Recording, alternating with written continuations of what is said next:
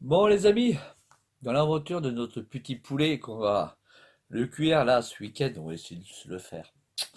Bon, vous avez vu que la dernière fois, je vous ai monté des beaux roulements sur ce vilebrequin. Bon, j'ai celui-là en dispo. Celui-là, il appartient à un collègue. Bon, d'ailleurs, j'ai pas de nouvelles de lui. Je sais pas que c'est ça, ça va devenir dans le futur. Aucune idée, hein.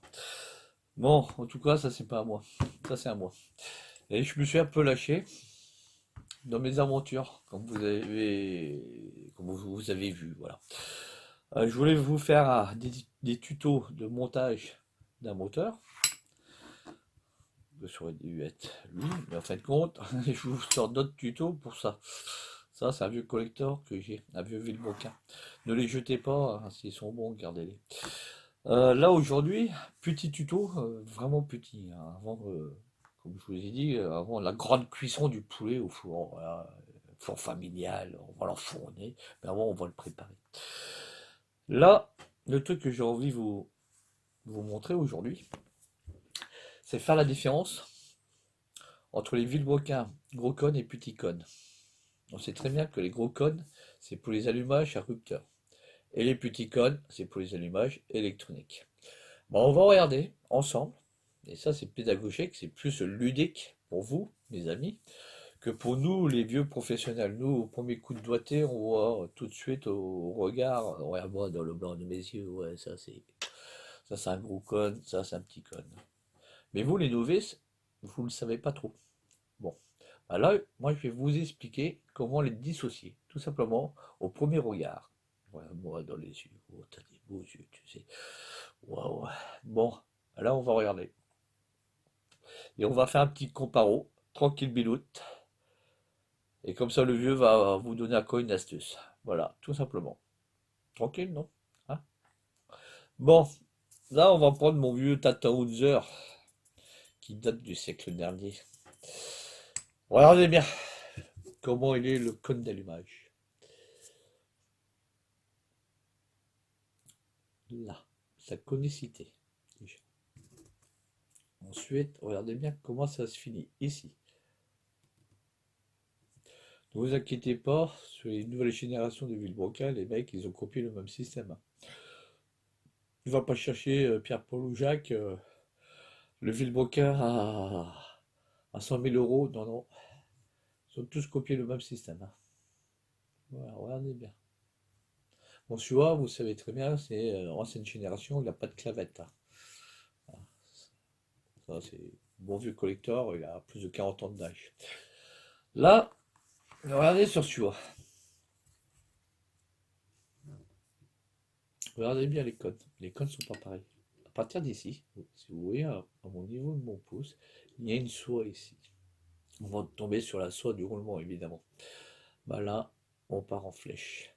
Tandis que là, si vous voulez savoir, c'est à partir de mon pouce que je commence à avoir une inclinaison au cône.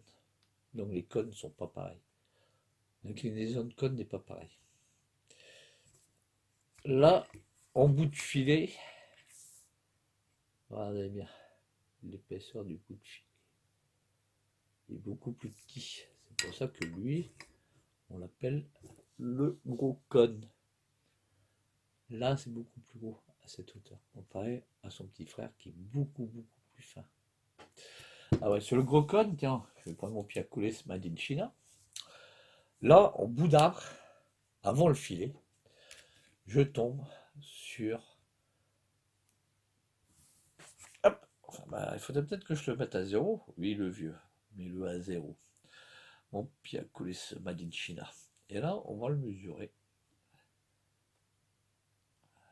Là, en tête, on a 13,2 mm. Ok? 1 cm 3. Non, 1 cm 32. Parce que là, mon pied à couler, c'est déjà en millimètres. Il fait le dixième en plus. Bon, et l'autre, on va le mesurer, évidemment.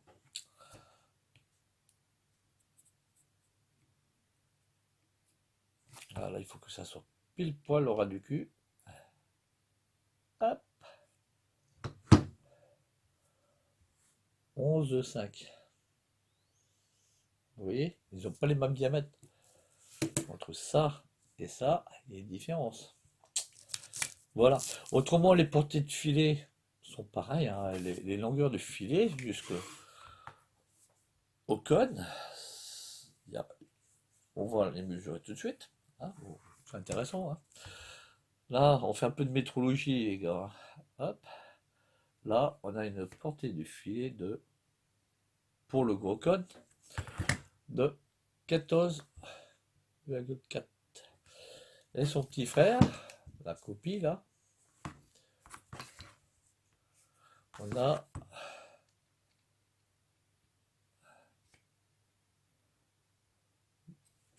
c'est presque similaire, 14,3. Vous voyez? Bon après, bon, ça sert à rien que je vous mesure la longueur, hein, c'est complètement ballot, hein. Les longueurs ici, c'est pareil, c'est standard, hein. Mais on va quand même le faire pour se prendre la gueule.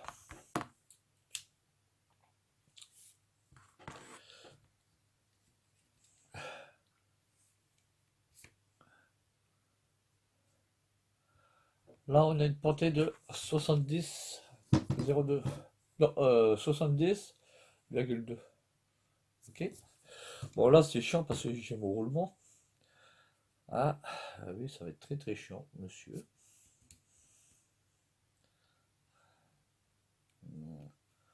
Ça va être très très chiant parce que ça sera pas précis. Comment on fait? On ces cas-là, monsieur? Bah, tu fais en deux fois. Une fois dessus. Ok. Ça nous donne une valeur qui est de 58,4.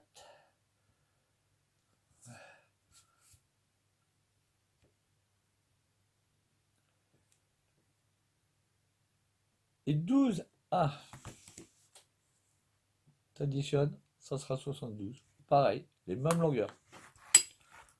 De là à là. Aux extrémités, c'est les mêmes longueurs, hein. Ok, les gars? Voilà le truc que je voulais vous faire voir. Et n'ayez pas peur pour vos petits coups d'allumage, hein.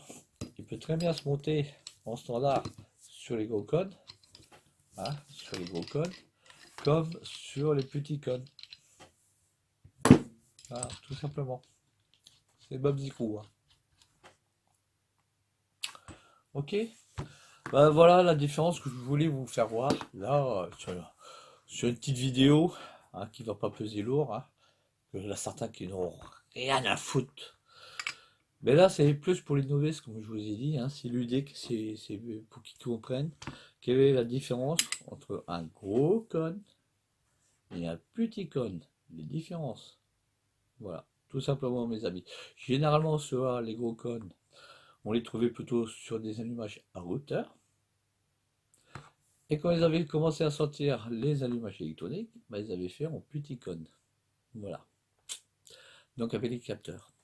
Bah, à l'heure d'aujourd'hui, si vous changez vos allumages de 103, ou de 104, ou de 105, ou de 106, ou de 107, ou de 108, là, on s'en fout. Il faut peut-être se dire que sur le marché, quand vous achetez un allumage, faites attention. Il y a des allumages électroniques pour gros cône et petit cône. Et ben, il faut savoir déjà les dissocier. Voilà, ça c'est le poulet fermier qu'on élevait dans les champs à l'époque. Et ça, c'est le poulet soi-disant dit bio qu'on élève à l'air libre. C'est ce qu'on dit, hein, à l'heure d'aujourd'hui, hein. Soit galopé à la campagne, soit on l'a foutu dans un enclos. Bon, mes amis, sur ce, j'espère que vous avez compris, hein, la différence. Si vous n'avez pas tout compris, tant pis, je ne pourrais pas vous faire mieux comme explication. Allez voir les autres sinon. Je vous explique que c'est pas du lapin. Ok?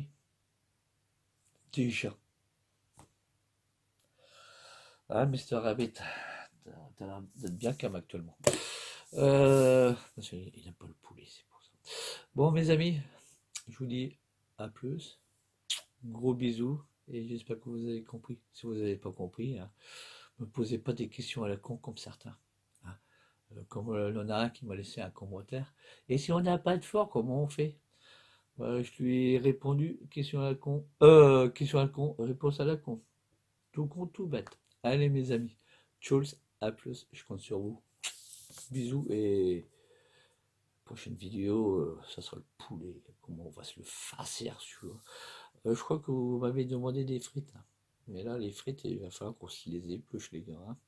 Sinon, c'est surgelé. S'il n'a pas assez de poulet, on ira voir notre cousin, là. Vous le connaissez, l'autre, là? Ouais, je vous ferai une petite présentation, bougez pas. Sinon, on ira tous se bouffer chez lui. Et là, vous verrez. Le poulet lavé à l'eau de Javel, c'est autre chose. Allez, ciao, bisous.